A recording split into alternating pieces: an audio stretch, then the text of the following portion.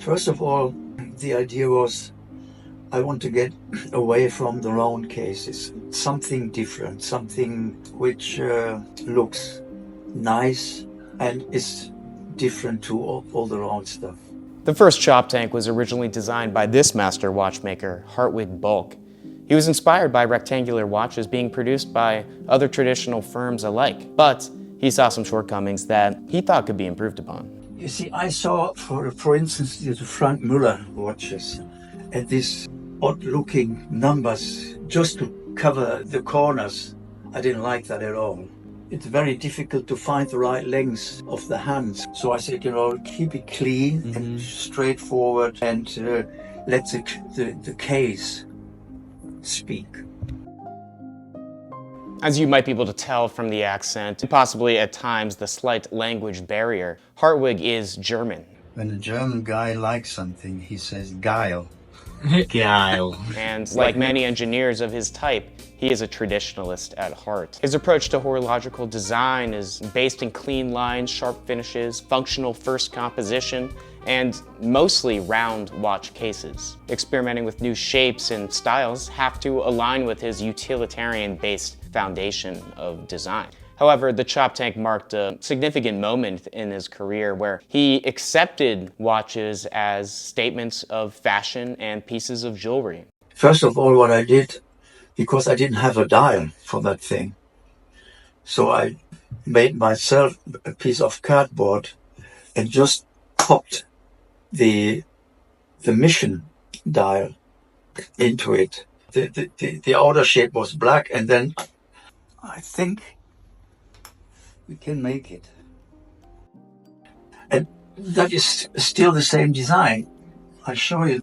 Why should I change actually a design which already was known and well established? So I just took the same dial design. When you cut this out, you can use that on a mission. The Choptank was really about the case of the watch and the tonneau shape that he wanted to experiment with. Conceiving the dial's design was really the last stage of the project. You see, I saw one beacon that was in Baltimore in Ireland when I climbed up to and there was a beacon, or there is a beacon, it has this kind of shape. It's like a cone or with a round. And I got actually inspired by this shape, and then I thought maybe when you make it a little bit wider,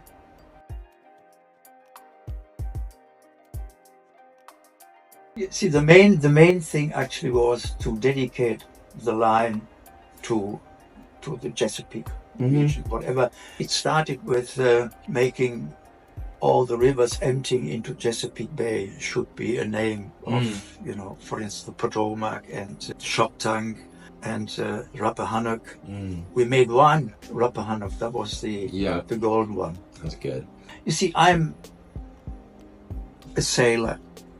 I was always a sailor, and I had my own boat in Germany, and George had his boat, so we sailed together. And then I thought, well, there are so many interesting things in this region.